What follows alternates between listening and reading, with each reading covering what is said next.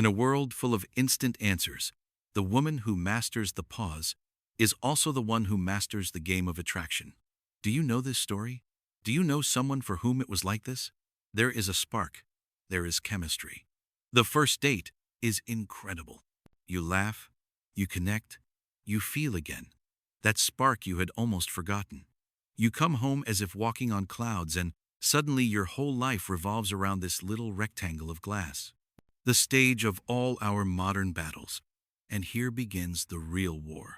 A silent war decided in minutes, sometimes in hours. I write. I wait for him to write because he has seen my story but hasn't answered my message. If I reply immediately, I seem too desperate. If I wait 3 hours, he might think I'm not interested.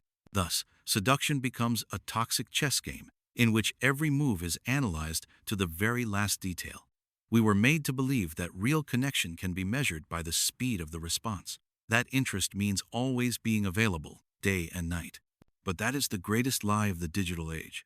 Because every time you reply instantly, you unconsciously smother a piece of the fire of desire. This constant need to fill every silence, to explain yourself, to always be there. That is exactly what makes him pull away. Most people think attraction is lost because interest is lacking. In reality, it is lost because tension is missing, because the mystery dies, because there is too much certainty. Today, it is not about cheap tricks. I won't give you ready-made lines to simply copy and paste. Today, we do something much deeper. We hack the psychology of male desire in its natural habitat, the chat. We unearth a lost art, a psychological principle so powerful that it will change the way you communicate forever. We are talking about the tension of uncertainty, this magical space between stimulus and reaction. This silence that is not an empty void but full of possibilities. This little secret that forces him to think about you, to ask himself questions, to invest in you even when you are not texting.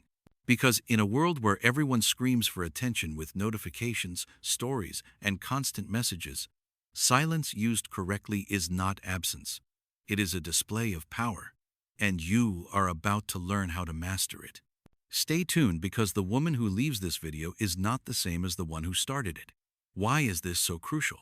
Why so much attention to something seemingly banal like text messages? The answer is brutally honest, because the battlefield has changed. In the past, seduction consisted of glances across the room, hours-long phone calls, the sweet torment of waiting for a letter. There was space. There were natural pauses enforced by technology or by its absence. This space was the perfect canvas for fantasy, desire, and idealization. Today, that space no longer exists. We live in the era of immediacy. We have unprecedented access to one another, a direct window into the pocket and mind of the person we are interested in. And instead of using this tool precisely like a surgeon, we wield it bluntly like a hammer, destroying the mystery brick by brick, message by message. This is the great paradox of modern dating. We have more tools to connect than ever before, and yet we feel more insecure and disconnected than ever. Your chats fizzle out, don't they? They start full of energy, full of questions, emojis, and promises for the future. And gradually, almost without noticing, the tension fades. The answers get shorter, they take longer. A dialogue becomes a monologue in which you are the only one trying to keep the conversation alive.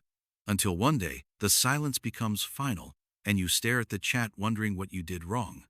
The problem is, you are trying to build a skyscraper of intimacy on a foundation of digital sand. But chats are not made for that.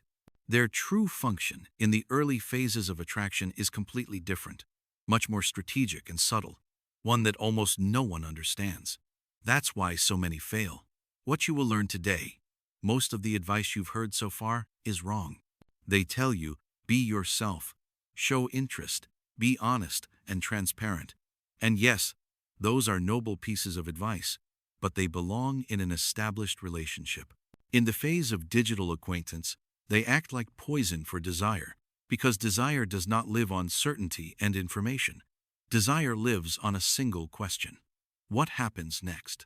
If you stay tuned now, I promise you, you will understand why this strategy of constant availability sabotages your chances. You will discover the psychological principle, that explains why uncertainty is so addictive to the male brain. And above all, you will get the keys to use this tension elegantly, authentically, and powerfully without toxic games or manipulation. It is about using silence not as punishment, but as a gift of space so that he thinks of you, misses you, and above all, truly longs for your next message. This is not a video about simple texting rules. It is a masterclass about the dynamics of desire in the 21st century. To tackle the problem at its root, we have to go to the epicenter of the disaster. And that is a belief deeply ingrained in us, like a dogma. More communication means more connection. That's where our story begins. Not a story of heartbreak, but of a failed strategy. Imagine a situation you surely know well. You meet a man. Let's call him David. The attraction is mutual. You exchange numbers, and that very evening, he writes to you. The message is witty, charming. Your heart skips a beat, and at that very moment, you make the first crucial choice. You see it, you smile, and you answer immediately, euphoric, with something equally witty. The ping-pong game begins, and it is addictive. The conversation flows for hours. You discover similar interests, laugh at the same things. You feel like you're building something, keeping the flame alive. You start sharing parts of your daily life, a photo of dinner, a funny anecdote from work, a meme that reminds you of him. Each message like a little gift, a signal. I'm thinking of you. You're part of my day. You believe you're weaving a net of intimacy, but you don't see the downside. You don't see what's happening in David's mind. At first, he enjoys it. It flatters him. But over time, the more predictable your attention becomes, his perception changes. There are no more emotional highs. The dopamine wave his brain released at the sight of your name flattens. Why? Because you removed the most important ingredient of attraction, mystery. The biggest mistake in modern dating is undoubtedly digital overcommunication, and it shows itself in 3 deadly ways. You become the reporter of your own life. You recount your day in so much detail that by the evening, no questions remain. You've killed curiosity. You are always available. Every answer within seconds is like a silent message. My life stops when you write. That does not make you more valuable. On the contrary, instinctively, the rule is what is rare appears valuable. What is always available loses its appeal. You try to force intimacy out of the microwave. Deep personal conversations over a screen keyboard, even before you've had the second coffee together, that creates an artificial bubble of closeness, extremely fragile, because true intimacy is not typed, it is felt. It arises through shared silence, body language, the energy when 2 people are truly in the same room. If you are available around the clock, tell him everything and respond immediately. Then you are not showing him your interest. Instead, you are handing him the treasure map, the user manual, and the key to the vault, all at the very first contact. By doing this, you take away the hunt, the discovery, the delicious process of finding out. And a man, no matter how modern he may be, still carries the instinct of the hunter deep inside, the instinct of the explorer, of the one who wants to solve a puzzle. But you served him a delicious dish already cut up, already chewed. No wonder the appetite fades without either of you understanding why. This is exactly where the real conflict lies. Your need for security paradoxically destroys exactly the attraction you want to preserve. So, if our intuition deceives us, if directness, constant availability, and endless communication can even do harm, then what is the alternative? The answer, consciously applying the principle of tension through uncertainty. To understand this, we don't need dating guides, but neuroscience. One of the most powerful principles of human behavior is called intermittent reinforcement. Sounds complicated, but you experience it every day. Think of a slot machine. Why are they addictive? Not because you always win. On the contrary, they captivate because you never know when you will win. This unpredictability releases a wave of dopamine every time. Now imagine the machine gave you a scent every single time. Predictable, safe, and dead boring. That's exactly what happens in chats.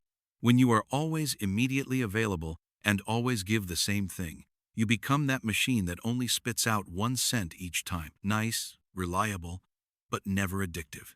The woman who masters the tension of uncertainty, on the other hand, is like the slot machine, where the win is not certain.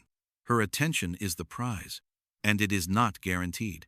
A message after a few hours of silence feels to him like hitting the jackpot. His brain rewires itself to experience that dopamine high again. And here comes the objection you may be thinking right now. But that's just playing games. I want to be authentic. I don't want to manipulate anyone. And that's exactly why it's so important to understand this correctly. It's not about acting. It's not about counting minutes with a stopwatch to appear interesting. It's about something deeper, a full, valuable, personal life reality. A woman with goals, passions, friends, work, projects, appointments automatically creates uncertainty. She cannot always reply immediately because she is in a meeting.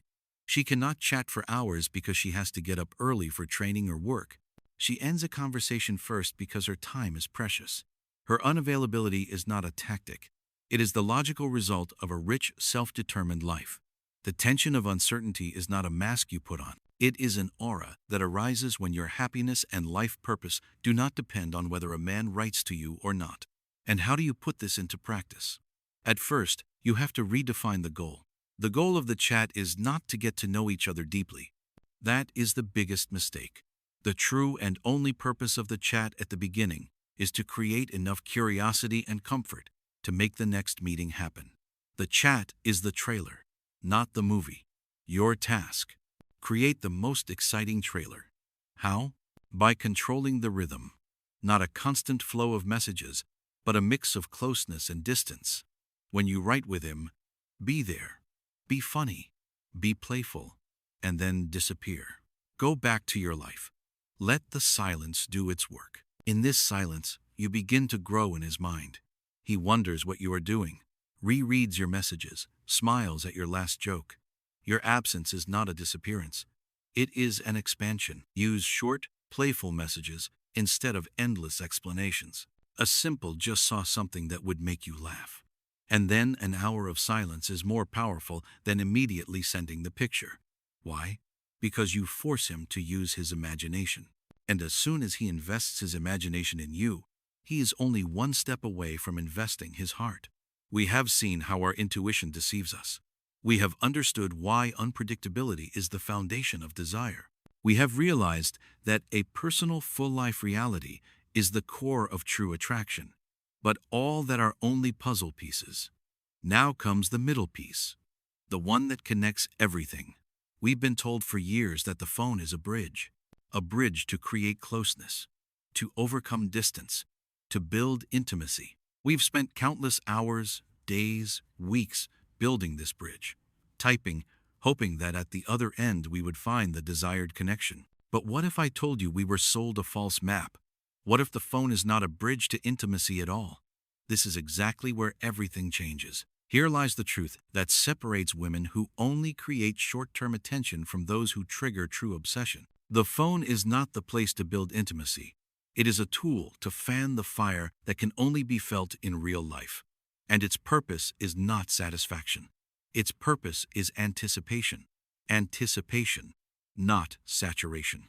And this is exactly the line where everything is decided. Most people use chats to satisfy themselves, to calm their curiosity, to get validation, to ease their loneliness. They ask deep questions, share secrets, constantly send photos. In truth, they are drinking salt water. They create false intimacy, a greenhouse feeling, intense but fragile, and almost never does it survive reality. How often have you had incredible chemistry in chat, only to realize at the date that the person across from you feels like a stranger? That's exactly what happens, because the connection wasn't real. It was an illusion woven from words on a screen. True intimacy cannot be typed. It is the glow in the eyes when someone listens to you. It is the way his body leans toward yours. It is the energy that can be felt in shared silence. It is vulnerable openness, face to face. Trying to replace that through chat is like describing a symphony to someone who has never heard music. You can give information, but never the feeling. So your task is not to use the chat so that he knows you. Your task is to use it in such a way that he wants to get to know you. Every message should have a single goal to increase his desire to see you in real life. The chat is not the whole story about, it's just the trailer. Your trailer has to be so exciting that he absolutely wants the full movie ticket, the date with you. Every joke, every clever answer, every picture should not satisfy immediately but spark his imagination. What would it be like to make her laugh like this? Live. We have used the most powerful communication tool of modern times in the most ineffective way as the goal. But in truth, it was always just a vehicle. Now you are behind the wheel. You know the rules. And you know it's not about winning every little chat battle, but about setting every interaction so that it makes him want more, the real meeting. But how do you implement that in a practical, elegant, and authentic way? Not with rigid rules, but with a shift in attitude. I call it attractive digital minimalism. It is based on 3 simple but powerful laws. No games, but life principles that make you more fulfilled. And, as a side effect, irresistible. First law, sacred silence windows. We are addicted to our phones, convinced that we must always be available. A lie. Your life, your work, your peace, your passions deserve undivided attention. Set fixed times when your phone does not exist for you. In the morning, while meditating or writing, during your most productive working hours, while training or at dinner with friends. In these windows, the digital world does not exist. This is not ignoring, but self-care. The result, your unavailability is 100% real. You don't answer because you are living. And exactly that unconsciously communicates your value more strongly than any word. Second law, the rule of the climax. Chats rarely die from arguments, mostly from boredom. They drag on until the energy evaporates, and only haha or emojis remain. Become the woman who leaves when it's most beautiful. Right when you're laughing, when the chemistry is palpable. A simple, you make me laugh so much. And that's exactly why I have to stop now. Otherwise, I won't get anything done today. We'll talk later. That leaves him euphoric and craving more. It's like a cliffhanger in a series. He has to know what happens next. Third law, the bait message. Stop sending pure information that leads nowhere. An info text would be going jogging now than meeting my sister. Nice but dead. A bait message, on the other hand, would be wish me luck. Short, playful, open. It creates curiosity, space, imagination. I will try to survive my running training. Afterwards, I'll tell you if I made it back in one piece. A sentence like that is playful, builds a little story, creates curiosity, and almost forces him to reply with a question or a joke. You don't give him the whole menu. You just give him the smell from the kitchen. Imagine if you had done that from the beginning. Your answers would have been rarer, but much more valuable. You would have ended conversations at key moments, leaving him wanting more. Above all, you would have led the interaction to its only logical goal, a meeting in real life, where the true game of attraction only begins. Because yes, mystery is the key ingredient of desire. We've known that for centuries. But we've made the mistake of equating mystery with masks and artificial hiding. In the digital era, that's outdated. The true mystery is much deeper and at the same time simpler self-sufficiency. The mystery is not in not telling him where you were. It's in living such an exciting life that you don't even feel the need to report it in real time. The mystery is not in making yourself artificially rare, but in having such clear standards and so much self-worth that your time and energy are truly precious resources you don't give to just anyone. The mystery is the calm of a woman who doesn't need an immediate answer to feel valuable. We live in the age of overexposure. We document our breakfast, stream our thoughts, share feelings the moment we have them. We have confused transparency with connection. But instead of creating closeness, we often turn ourselves into fast food content, easy to consume, easy to understand, and unfortunately, also easy to forget. In this ocean of noise and constant information, the woman who masters space and silence does not only stand out, she becomes a lighthouse, a calm point in a desert of digital restlessness. She is not more interesting because she hides things, but because her value is not based on external validation. Her value is within herself. And exactly this serenity, this inner security is the most seductive thing of all. Ask yourself honestly, How often do you interrupt a moment of peace, a conversation with a friend, or your concentration at work just to look at your phone? How much energy have you wasted analyzing an emoji or the length of a pause between messages? This philosophy of attractive digital minimalism is not a tactic to capture men. It is a tactic to reclaim yourself, an act of rebellion against a culture that constantly wants to distract you. In the end, the goal is not that he writes you more. The goal is that his frequency affects you less. Because once you build a life that fulfills you full of joy and meaning, his attention becomes a bonus. Wonderful, yes, but not the center of your being. And the great irony is the moment you no longer need his validation, he starts giving it to you in the most honest way. Because nothing is as attractive as a person who is free. Therefore, the next time you hold your phone in your hand and feel the urge to reply immediately, to give an explanation, to fill the silence, pause, breathe. Don't ask yourself, what does he think? Ask yourself, what am I building with this message?